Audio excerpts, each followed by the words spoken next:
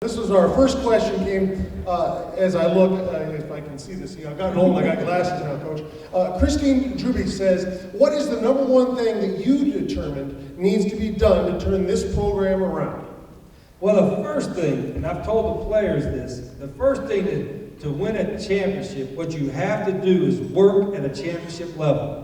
There's a lot of guys that believe they're working hard, and they probably are working pretty hard in their mind, but to work at a championship level is another whole level. To think on a championship level. Let me tell you what I did in my first team meeting. I don't mind sharing it with you.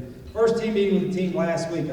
I had them all together for the first time, my team. I gave them a little note card.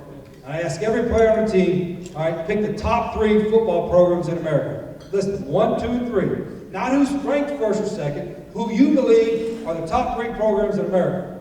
I put them all together, I tallied it up. Only 22 put the University of Arizona. Now that's a few more than I did that at the other schools I was at, so I was impressed. We had 22 smart guys, that's pretty good. But we had a handful put Oregon, Stanford, some of those other schools. They didn't put that school up north up there, but they had some of those other schools on there. We had 5 guys, 5 really smart guys that put Arizona 1, Arizona 2, Arizona 3.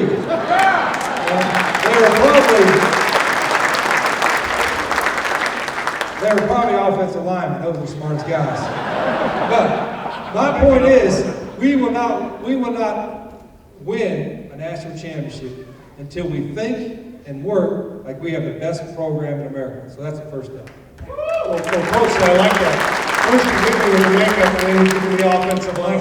Smart guys, yeah. You're helping us out. All right, this one from Emily Mignol. What inspired you to want to take this job? Now, you kind of answered that a little bit, but I would then add your initial impressions then upon taking the job. Well, I think you want to, and as I told the players, and this is the same way, I don't mind telling you, the recruiting guys, I want a team full of players and coaches that are hungry to prove themselves.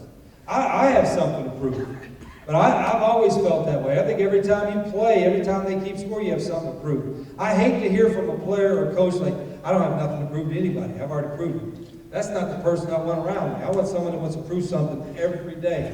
And I think we have something to prove. Our football program has something to prove. Now, there's a process to get there. But it's funny. Last week, Teddy Bruschi called me, and everybody knows Teddy. He's obviously a wonderful ambassador. And before I even started talking about, philosophy and all that, we started talking about Teddy. I said, what was the key to your success when you played the NFL? He said, I always played like I was hungry, like I had a chip on my shoulder, like I had something to prove. Is that not ironic or what? That's the first thing he said to me. That's the first thing I've told the players. We got to play like we have a chip on our shoulder. Okay? Thank you, Coach. And I think we can all like that sentiment as well. This one from YM Valenzuela. Given that a couple of quarterbacks have transferred out, where's the status of recruiting QBs? And are you willing to recruit junior college quarterbacks? Yeah, right now, I'm going to be taking reps myself at quarterback. Second team, I don't think my arm can handle it. But, we're in a situation, we got 1 scholarship quarterback. It's unfortunate, but, we will sign at least 2 quarterbacks this year, and then we will sign 1 for every class. I always believe you got to sign a quarterback in every class. If a quarterback is afraid to come to the University of Arizona because there's another guy on their team and they don't want to compete against him, I don't want that dude anyway. I want a guy that comes there and says, doesn't matter who you got, coach, I want to come and beat him out. That's the kind of guys I want to recruit. So we will sign at least 2 quarterbacks in this class. I'm hoping to get a junior college guy just from a maturity standpoint. I don't know if we can at this late juncture, but we were trying. We're on the lookout right now for some guys. Either they're going to come in January or in the fall. But we'll have at least 2 more scholarship guys. Then from here on out, we'll have at least 4, sometimes 5 on the roster. Coach, this one is from James Patterson. Do you see any issues getting this offensive line, which is used to pass blocking, do you see any issues switching them over to a predominantly run-first mentality? Not really. It's funny because Coach Anah, who I think is an excellent rehire, not retained, a rehire as a coach, I think he'll do a terrific job. Coach McGee and I talked to him about it. He's got some interesting ideas and some ways to help us, but I'm not going to sit here and tell you If we're going to throw 60 times a game, I've done that in the past, or run it 60 times a game. I'll do whatever it takes to get first downs and score points.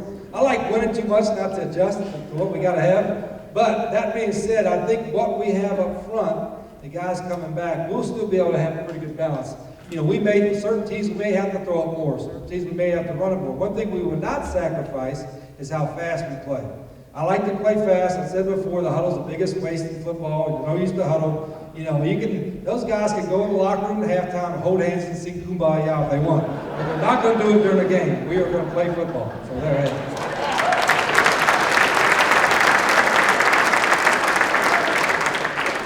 This one comes from Mike Kintner. What do we have to look forward to next season, and what are our strengths and our goals for the season? Well, our goals will never change. Our major goals. Our major goals is always going to be to win the Pac-12, go to the Rose Bowl, win the national championship. And so that will always be our goal every season, including this season. You know, I don't know, again, how close we are to that until after I see spring practice. Now, what are our strengths? I don't know that until after spring practice. I do think we have a pretty good group of kids. I think they've recruited some guys that are pretty good. Now, do we have enough guys on the team that we can win a Pac-12 with? I don't know that yet. I have to go through spring practice and tell. You know, we're probably not going to be real deep. You know, looking at what we lost graduation-wise and where we're at, you know, looking at the roster, we got a few positions that are going to be really, really thin. And so we got to cross our fingers and keep guys healthy. But, you know, we're not going to back down or anything. We're just going to go full speed ahead. It's funny, I'll tell you about one of my first head coaching jobs, actually my second head coaching job, I was at Glenville State College, and it was probably the perfect job to take. I was 26 years old. They had gotten outscored 360-20 the year before I got there, so, you know, and they got shut out 8 times, so it was like anything I do was an improvement, right? So I go there and I met the team for the first time. It was in a room about half this size. There was only 25 guys on the team, and I was the biggest guy in the room. So I'm trying to be positive, though, because they hadn't won the league in 50 years and all that kind of stuff. But I told the guys, I said, listen, man, I know that we've struggled a little bit. You know, you didn't win a game last year. You got shut out 7 times. But you know what? We're going to win the league this year. And they got so excited, jumped up and tried to high-five each other. They were missing. I said, I don't care. That's going to be our goal. Then after our first practice in the spring, about 15 minutes in practice, I called them together and said, guys, I think we're going to have to change our goals because I like to be a real, honest person. I don't like to BS you. I said, after watching 15 minutes of practice, I know you said our goal was going to win the league. I said, I've changed our goal. It's to get 1 first down. And all, so this is what happened, true story. For the very first play, Glenville State College, the head coach, there's only 500 people in the stands. I'm related to 490 of them, so it's a friendly crowd, right? So we threw a pass. I'm on a headset, so we threw a pass for 13 yards on the first play, got a first down. I looked around, I got a standing ovation for the crowd. I'm on a headset with the coach, I said, I ain't never leaving. This is perfect. So we got a little more goals than that this year. All right, Lee Simpson writes, Coach, you've talked about speed being key to your system. However, some would say that size plays a bigger approach.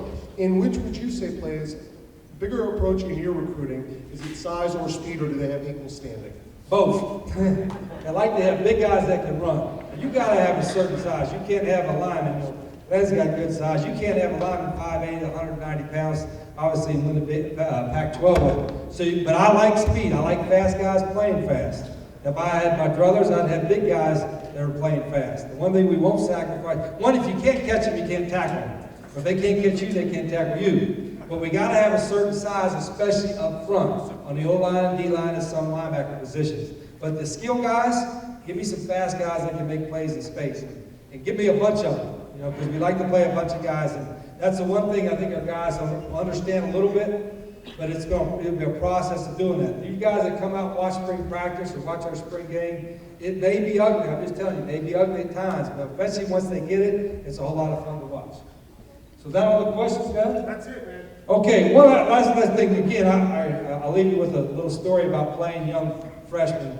And you may have heard this story. I don't know if it's been chronicled in the past. But before I do that, I really want to thank you. I can't tell you how excited I am and how excited the staff is, and how excited my family is to be here. There's a lot of people that have given me a lot of advice over the last 8 or 9 months, like, Coach, stay in TV, or Coach, you got to look at this school, Coach, you got to look at that school. And I've had a lot of people, unbelievably, a lot of people who are really respecting my profession and different professions say, Coach, that's a great fit for you. is a great fit for you. I've only been in town a couple of weeks.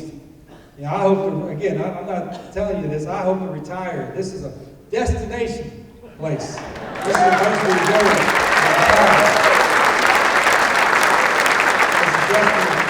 And I can feel support. And I want every time we come out to Arizona Stadium, I want there to be, we hold, what do we hold, 56,000? I want to be 56,500. 500 people sitting on someone's lap. You know, at the game. That's what I want. I already told them, I'm going to talk to the students about the Zona Zoo. They're allowed to sit on each other's lap. Greg said that I already got permission from Greg Bird. They can come and put 2 in the seat if they got to.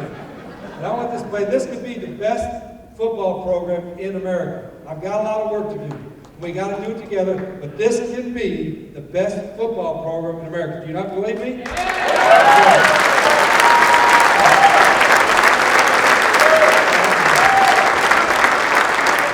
And I want to get to know you all. I want you all to get to know my staff. My staff are great. They're great people. They're people. You know, you're going to love to talk to them. You're going to love to interact with them. And there will be times where we're going to be busy. We're going to be on the road most of the month of January. We got spring practice and obviously in March and April. But we're going to be around. We're not going to hide. This is my community now, it's your community. You'll see us around a little bit. You know, if you want me to buy me dinner once in a while, I think it's okay.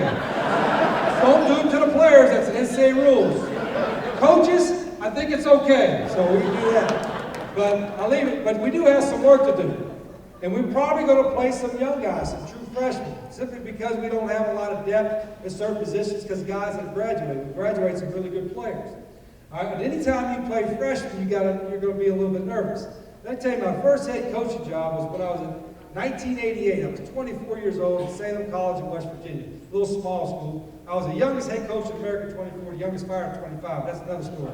But anyway, so I'm at Salem College in 1988, and I'm starting 14 true freshmen at Salem College, including my quarterback. He was a true freshman. He was from Uniontown, Pennsylvania.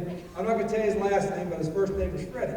So Freddie was a great athlete, but he wasn't the smartest guy out there. You know, back then, Salem wasn't the hardest school to get into. But if we got him into school, it was an NAI school, Freddie was a starting quarterback. As a true freshman, he was also our starting punter. So we had a young team, but we were doing our offense that I'm doing now, going fast, no huddle, all that kind of stuff. So anyway, the third game of the season, we're playing a school called West Liberty State College, one of the schools in our league.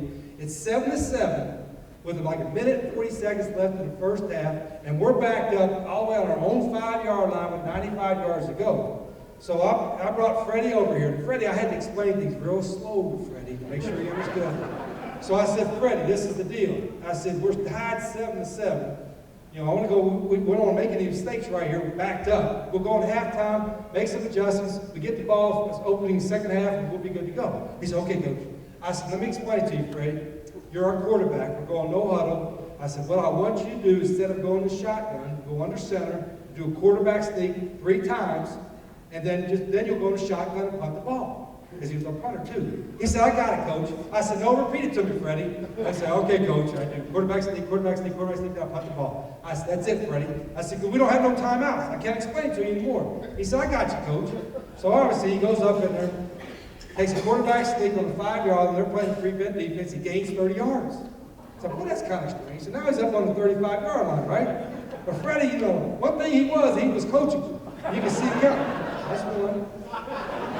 Second play, he goes under center, does the new quarterback sneak, he gains 30 more yards. Now I'm starting to think, now we're getting toward field goal range, right? The clock's running down, we got no timeouts. Now we're on the other 35-yard line. You see Freddie count. That's 1, that's 2. So what's he do on the third play, right? He gets under center, does a quarterback sneak again, he gains 30 more yards.